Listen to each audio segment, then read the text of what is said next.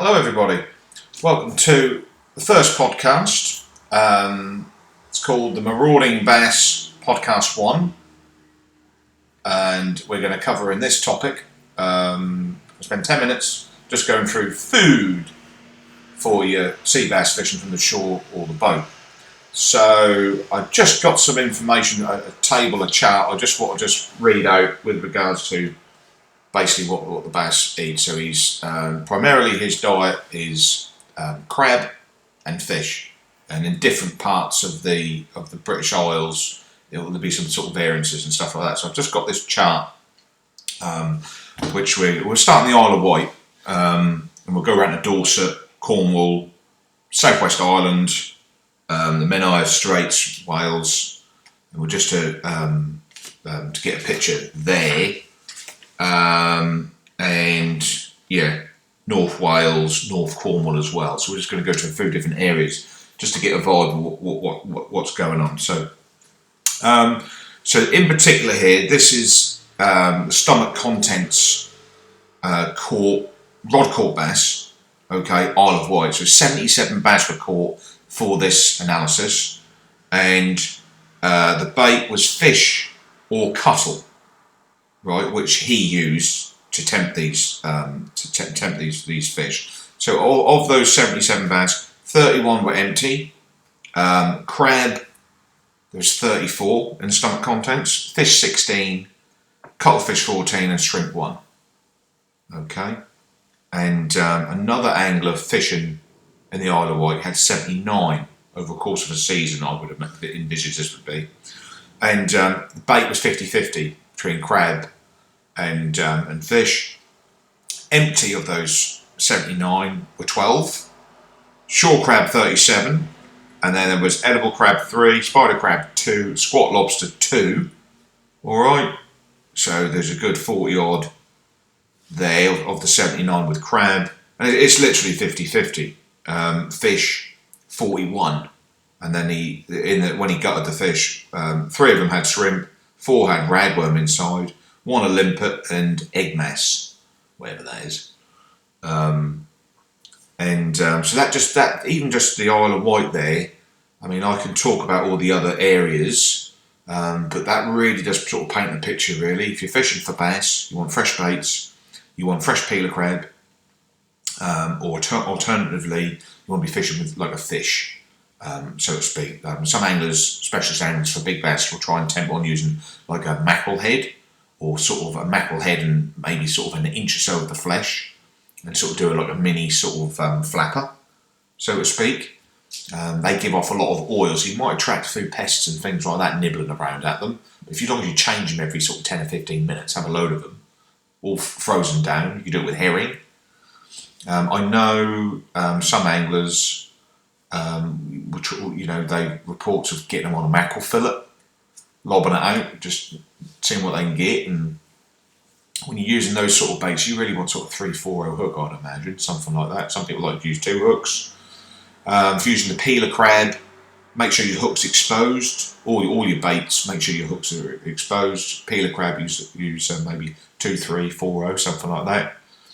Get yourself a specialist bass hook if you want, but Casamian do quite good hooks, uptied extra hooks, so to speak, and wind it on with cotton, and that's it pretty much.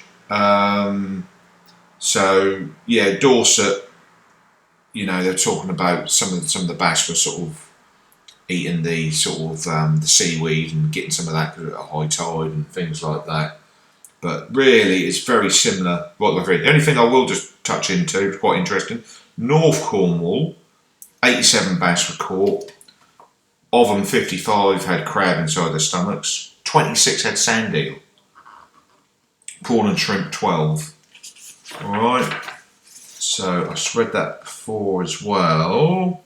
Fish of the stomach contents of bass. North Cornwall, sand eel. Ireland, sand eel. So, live sand eels are another good bait as well. You can get them on mini sabikis and put them in a bucket. Get yourself an aerator as well, and what you can do, you can get your spinning rod, and you get yourself a little 1 ounce bomb, and thread the line through to a bead, swivel, and then to have a sort of relatively short, I don't know, 15, 20 pound leader trace, straight to something with a reasonable sort of barb to it, and you literally just go through the nose of the sand eel, pull it round, and just nick it ever so gently just to the underside of the belly, and just don't cast it too hard because it'll fly off, or the hook will pop out of the belly. And maybe just try. You need the conditions, or you don't want too big a surf. And just very delicately sort of cast it, lob it almost, leave it down quite a long way, a very gentle sort of lob. Try and get it sort of like 20 yards, something like that. Just hold the rod. You can try this at night as well with live sand eel. And you literally use braid, and you're just waiting.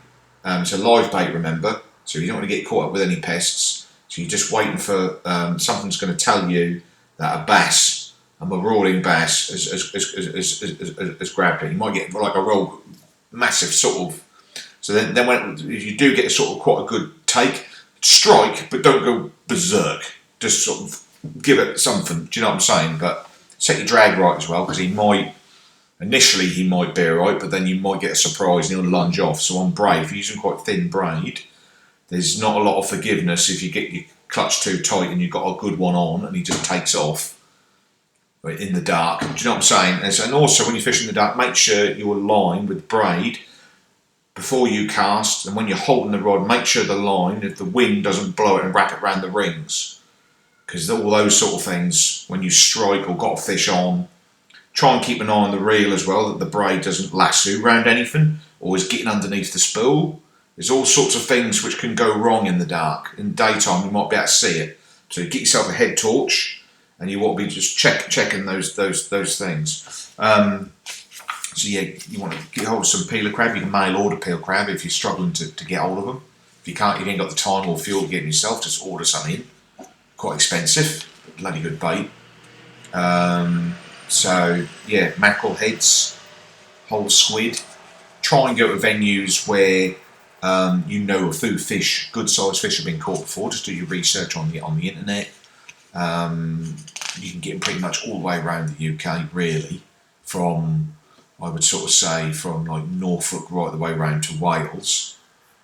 Is bass all the way around, pretty much. Estuaries, piers, beaches, sandy beaches, but go to places where they've been caught before, or even if a few smallish bass have been caught, because I'm sure there'll be some bigger ones there as well.